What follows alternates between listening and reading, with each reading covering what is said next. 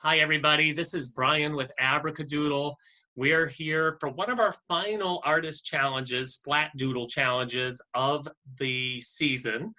We're just going to do a few more of them, and we have yet another special guest on today. So I'm really excited to introduce him a little bit later. But we also have a new artist that we're going to seek some inspiration by, and his name is Roy Lichtenstein. So I'm going to share a little bit about Roy. Um, Roy Lichtenstein is a pop artist. We have used a couple of them in our Splat Doodle challenges. We did Sama Yayoi, who used polka dots and bright colors. We had Andy Warhol, who used patterning and bright colors. Roy Lichtenstein's a little different, but one thing pop artists always seem to have in common is that they like to use bright, unusual colors for what they're painting.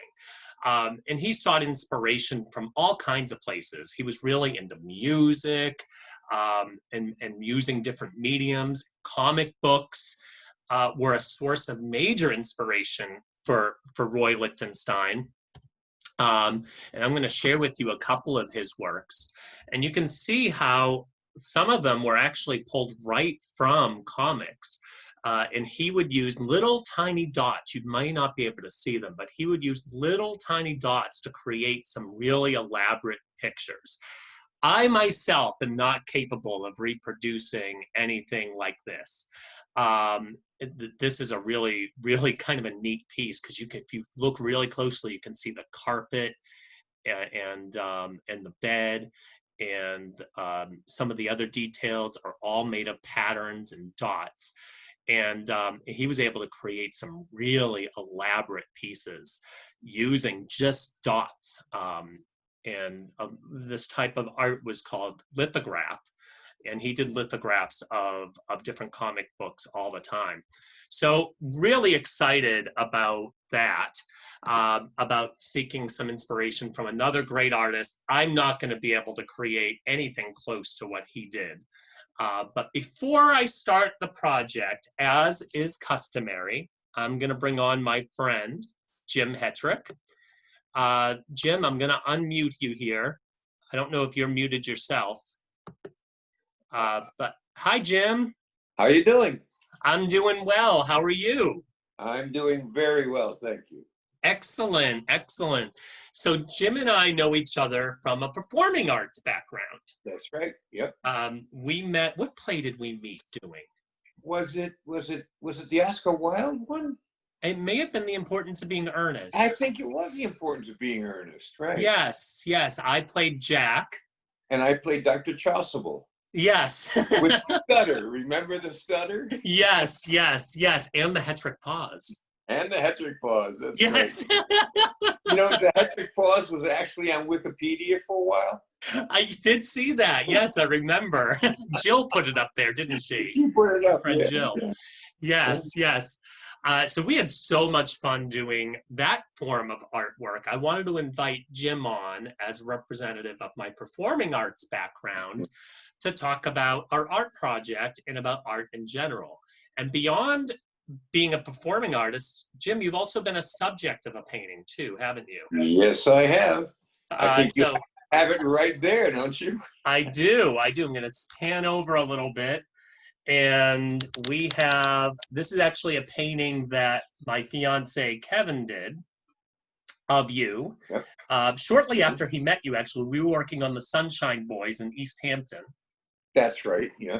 And this was my character, Willie. Yes. Who happened to be an old man.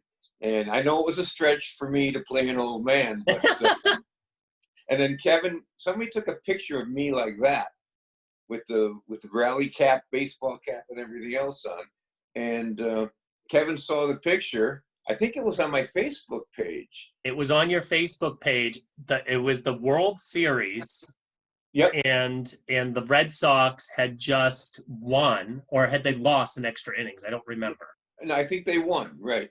That particular game, and it was like at 1 or 2 in the morning or something. Yep. And I think Carol took that picture. Yes, she did. And I had my rally cap on because I wanted them to win, because I'd been a Boston Red Sox fan. My grandfather was a Boston Red Sox fan. My father was a Boston Red Sox fan. And here I am, you know. And you had your Willie look going. And I had my Willie face on, right, because I had the full beard instead of the goatee that I have now. Yeah. And I try to look as dreary and as age worn as possible. And the picture was taken, and Kevin, I mean, look at this. He captured it beautifully. He really is a wonderful artist, and I'm lucky to have him as my partner. Yeah. And you know, I'm lucky to have him involved. Too. What's that? And he's lucky to have you too. Oh, thank you. And we're lucky to have him at Abracadoodle too, because you know he does some of our adult art classes and he helps demonstrate some things for some of the older kids. So we're really, you know, excited to have him. And you were such a good sport about letting him use this picture of you. Are you kidding? I was flattered. I was absolutely. In fact, I came down to the first public showing of this. Remember? Yes. That picture down in, was it New Haven? I think it was New Haven. Yes, we were doing he was doing an exhibition for Open Studios. That's right, yeah. Right. And I wore the same baseball cap and the same sweatshirt that I had on that picture. Yes. And I sat next to the picture, and Kevin sat next on the other side of the picture. And I remember, and somebody was taking a picture of me and Kevin with the picture, and somebody walked by, looked at me, and did a double take. holy mackerel, you know. Yes. So, and it does remind me very much of when you and I did the Sunshine Boys together. That's right. Which was my last full-length play. Really? Yeah. Yes. I haven't had as much time, but right. Also since COVID happened, it took me out of a couple of auditions I was going to go to. Right. And you know, things have been so busy here with Abracadoodle that my goodness. Yeah. Well, you know, now that I think it was my last full play too. On stage, I've done a couple radio shows and dramatic readings, and I was directing a play for the Wyndham Theater Guild. Yes. I was directing A Few Good Men.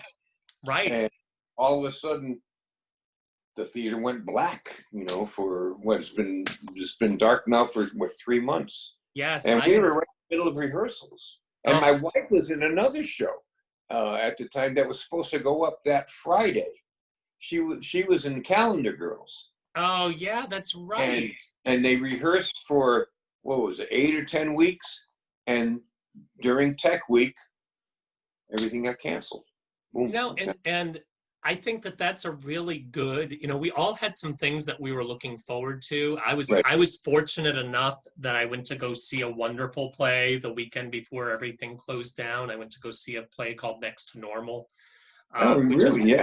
Oh, it's one of my favorites, which they were doing over at Castle Craig Players in Meriden.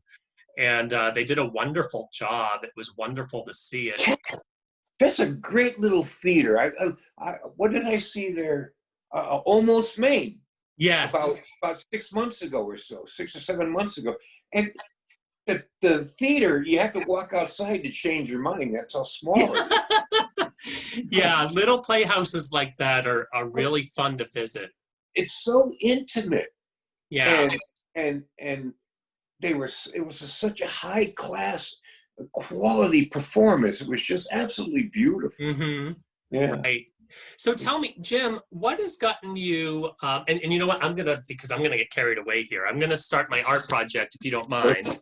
Sure, no, by all means. And then you and I can keep talking. Okay. But I am, I'm curious to hear about what it is that drew you into performing arts. Oh, man. The one thing I like about being an actor is that you can you can give your emotions, give your expressions, say things with different feelings, and if somebody says something to you about it, you can say, no, that was just the character I was playing. Yeah, that's right. That's right. It's But kind of an escape for me. it's an escape, yeah, but it gives you a chance to show your humanity, you know, and it gives, Yes, while at the same time you're playing make believe, that's true. you That's know. true. You are definitely, I mean, for me, there was no better way. I was a shy kid Me too. in high school, Yeah. and in college even. Like I was pretty shy. I mean, I had my circle of people, but I always found myself uncomfortable in like really heavy social situations or putting Yeah. myself out there. But somehow theater for me became a mode of expression. Well, do you think it's because you Oh, I'm sorry, Jim, you cut get to out hide audio. a little bit? I'm sorry? Yeah.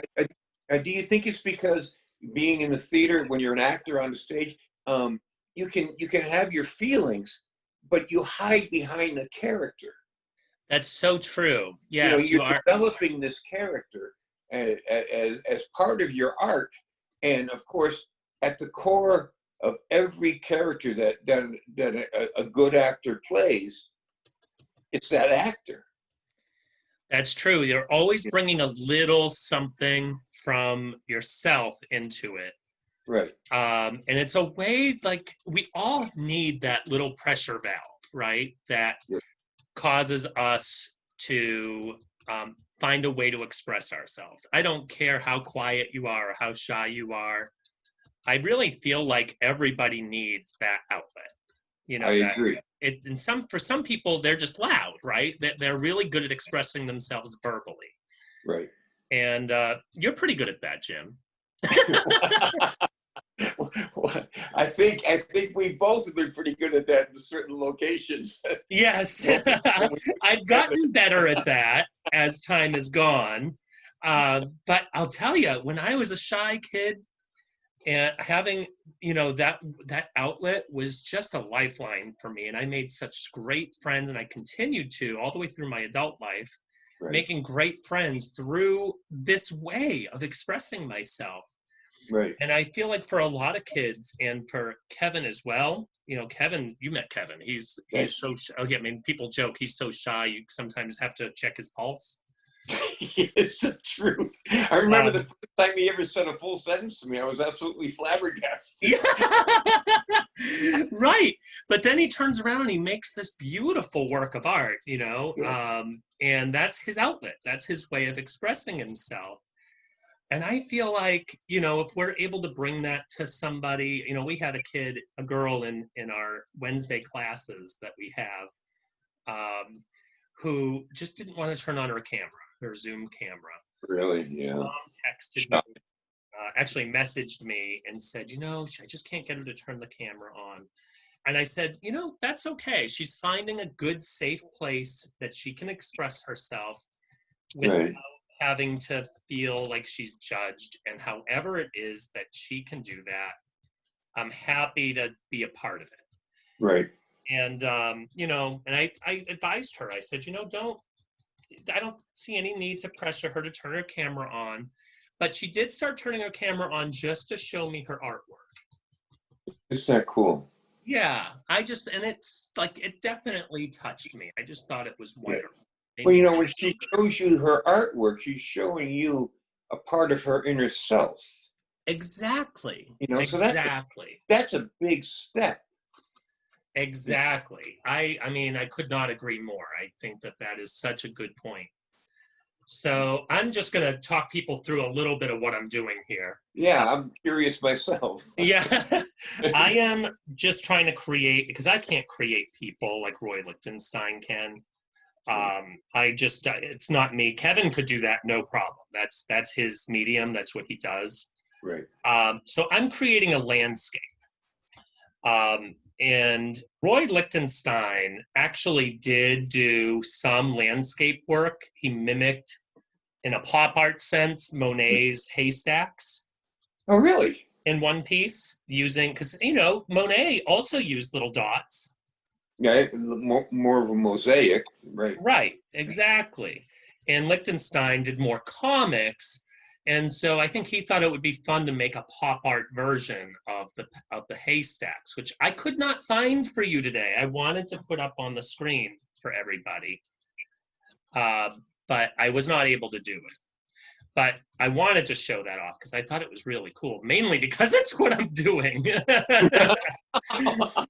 I can't, I like I said, I just can't do people. Like it's not me. It's gonna come out like stick figures. Really? I understand that. Yeah, exactly. So tell me, Jim, being in lockdown like this and not having the theater, what has been some of the ways that you've been able to what are some outlets you found? Well, you know, okay, yeah, I'm glad you asked it because I was going to say you were talking about, you just disappeared off my page here. Yes, I spotlighted you for just a minute. Oh, okay. Well, Yeah. I'll show you my best side. Before I became an actor, I was a writer, and I wrote.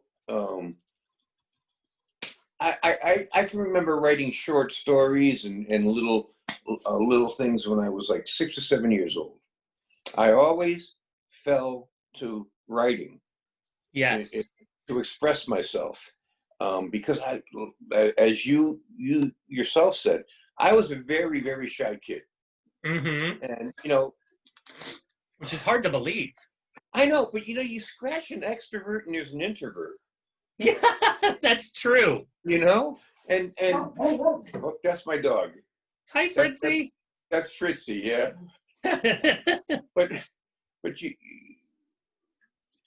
I think I use my wife always says to me, boy, you walk into a restaurant or you walk into a group of people and all of a sudden you're on. Oh, yeah. Know? And I go on, quote unquote, to hide, I think, who I really am inside. When you've seen me out with other people and that, it's more or less a character that I'm playing. Really? I don't get that impression. I know, I'm so damn good at it. Yeah. but yeah, if I'm in a conversation with somebody, yeah, we're out in a restaurant or wherever, I'll be the one asking the questions. Well, I think that's good. Yeah, but there's a reason for that. The reason is I don't want you to ask me questions about me. Oh, now I'm on to you. Yeah, honest to goodness. And here I've been asking you all kinds of questions about you. And this is fine. I'm not that much of an introvert especially with somebody like you who I know so well. You know. Well, thank you, Jim. And who I trust. And well, I thank you for doing this. Then, especially. I love doing this type of stuff. I truly do. Yeah. So you were talking about your writing. Yeah, well, I was right. In order to express myself, and to get, you know, every one of us has something inside of us that we feel that we need to get out there somehow or another. And when I'm in high school and even now, I spend my time writing. I do a lot of writing, and I've written a couple of plays that have been published, and it's a great escape. However, you've written some beautiful plays that have been published. Thank you. Yeah. I love them. I love Cultivation of Succulents. Yeah. Oh yes. And it's beautiful. And when you write something, you obviously, you know, you're putting you onto that page for the world to see. That's so true. You know, And the same thing being an actor or a director. The stage is a way for you to express your inner self. But again, you have that shield of being inside the character. Yes, that's so true. But to make that character come alive, you've got to believe in that character as the actor, and you've got to put yourself into that character. Yes, and I don't think that's terribly different from, a piece of artwork. No, yeah, I'm back. Yeah. I don't think that's terribly different from a piece of artwork or any other form of expression too. Yeah. There's some honesty that comes out of every piece. There's a bit of you, the artist, in everything that you do. Yes. And really, a lot of times you're trying to say something, especially as a playwright. Yes. Right. Like yourself, you are totally doing something that you're trying to put out there, and really you're trying to say something, aren't you? Yes. Yeah, you have a message. You're not always quite sure what the message is until you get done writing it. Yeah. Because, well, as a playwright, I find that this is going to sound really cliche, but I find that the characters take over the writing of the play. Oh, they totally do. Yeah, They totally do. I've been in some plays where sometimes the actors take over the. Yep. Yep. Take over the writing of the play. And it drives playwrights crazy. As it should, no doubt. So I'm going to really quickly, because I don't think I'm going to be able to finish this whole darn thing, because I want to see what you've done. It's, what's that? I want to see what you've done there. You're on the bottom. Oh, yeah, absolutely. So I am mixing a couple of different colors of paint. I'm choosing to use paint because this was left over from the art kits that I made yesterday. So right now, I usually would use a palette sheet or something for this, but I'm just mixing on this. And I'm just mixing some colors together. And I'm making a tree that's kind of orangey yellowy. Because pop art, we don't care about the real color. Right. We kind of want to create something that's almost outrageous, color-wise. And for me, that's particularly comforting because I'm colorblind. So. Are you really? I am. There's a couple of, I've mentioned on the video a couple times on the prior weeks. And right now I'm trying to dry my brush off and get it so that way. So this would be a challenge for you then. Not pop art. Pop art is wonderful because it allows me to not worry about it. It gives me a license to say, you know what? Who cares about what color it is? It takes away that objection of, okay, I'm not sure what color I'm using. Well, who cares? Make it whatever color you want it to be. And then, it won't matter so much. So I'm making an orangey yellow tree with yellow leaves using little dots. So here we go. I'm going to hold it up. And let's see, I'm going to spotlight myself. Oh, they see me. So let's see. Can you see my tree? There it is. There's my tree. It's got crazy colors on it. And so what? If you have a problem with it, go make your own art. Right? And we do have a philosophy at Abracadoodle. There's no judging anybody's art. So if somebody makes something, it doesn't quite look right. Well, that's just because that's either they're trying to do something interesting, they're exploring creativity, or that's what they're developmentally ready for. And either one of those is okay. We have to give them that space to learn and grow. Our youngest group, sometimes they're done and all they see is a scribble. Yeah. Mom and dad are like, oh my gosh, I'm putting them in art class and all they see is a scribble. Well, you know what? I remember having a coloring book when I was a kid. Yeah. And in the coloring book, I thought I made these beautiful pictures and beautiful artwork. And then 2 years later, I went back and looked at that same coloring book and it was scribbles. Really? And so I was seeing this beautiful creation, and my mom was seeing a mess. Tell them to take a look at some Jackson Pollock work sometime. Exactly. Or any of them. There are people who, we don't know. None of us are good enough to know what we're talking about with criticizing other No. people's art. So we're not going to start with kids. Criticizing somebody else's work, you're inadvertently exposing yourself and your shortcomings. That's true. That's true. And we're talking about plays a little bit. One of my favorite plays is, I'm probably going to butcher the title because it's a long one. All I Need to Know I Learned in Kindergarten. Yeah. Do you know that one? I know the book. I don't know the play. So there's a play and a musical version of it. And one of the messages behind this story is that when we're young, we have no handcuffs on ourselves. Right. We put our hands up. We're ready to go. We're ready to volunteer for anything. We don't know our limitations. No self-consciousness. Exactly. And that fear of being judged is what stops us from being creative. And in a time like this where some kids are scared and some people are looking at the news and it's a lot of negativity. Sure.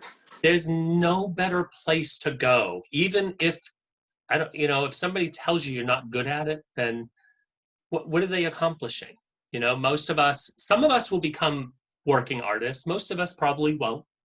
Right. But this is something that we can do to create and to create and escape. And release, right. You're exactly. And it's a bonding thing. We don't worry about who anybody votes for. We don't worry about what anybody's beliefs are, religious or otherwise. We just want to see the beautiful creation that they put on paper. That's a reflection of them. Right. And to me, that's really comforting. Yeah. So, yeah. Jim, any last words? There are kids listening. There are parents watching. Any last words? Are you ready for the theaters to reopen? Oh, yeah. Yeah. You don't realize, every single one of us, and I don't mean just you and I mean everybody on the planet, no matter what, every single one of us needs some form of art. And because all it is self-expression. That's right. And when I can't do that, when I can't get up on the stage, something is lost inside of me. Oh, that's so well put. And so I think everybody, I don't care if you're a year and a half old or if you're 140, you need some way of expressing yourself. Whether it's in art, whether it's sculpture, whether it's painting, whether it's on stage, whether it's doing some writing, whether it's just conversation. Yes, I agree. Or performance art, whatever. We all need something to express who we are as an individual. And when that happens, when you express who you are as an individual, all of a sudden you really join the whole body of mankind. Mm-hmm. And that's and you're really getting at, without me even prompting you, I'll have the checks in the mail. Yeah.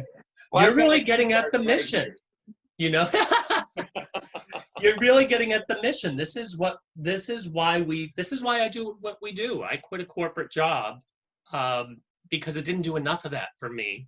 Right. And this is just so freeing. And I encourage anybody who's feeling scared or sad or upset. For me, I'll do something like this, or I'll sing a song. I love to sing, so I'll sing a song. I'll make a piece of art. I'll find some way to escape and soothe myself in a healthy way. So, anyway, it makes us human. Absolutely, absolutely. So, and it Jim, gives us a connection. I agree, because it's a connecting item. It's not a dividing thing. It's a connecting thing. So, kids, do it. Yes, absolutely. Find a way to express yourself.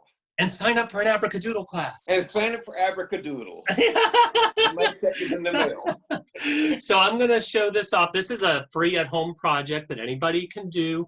I'm going to show off what I have so far. I'm going to take my finished work and I'm going to post it. Yeah, I'm starting to make a, I don't even know what color I would call this. Aqua? Yeah, kind of like an aqua sky. And my crazy colored trees. And then we have one side is kind of realistic and the other side's kind of crazy. And just doing dots takes forever. So I'm going to post it online when I'm done, and hopefully I'll get some words of encouragement or maybe inspire somebody else to do it. So, well, Jim, I'm going to say thank you, and find a way to be creative. Yeah, and be you. And that's my message to everybody out there too. See you next week, and be creative. Thank you for this, Brian. I love you. Love you too, man. Thank you so much. Bye-bye, All right. kid. Bye, everybody. Bye-bye.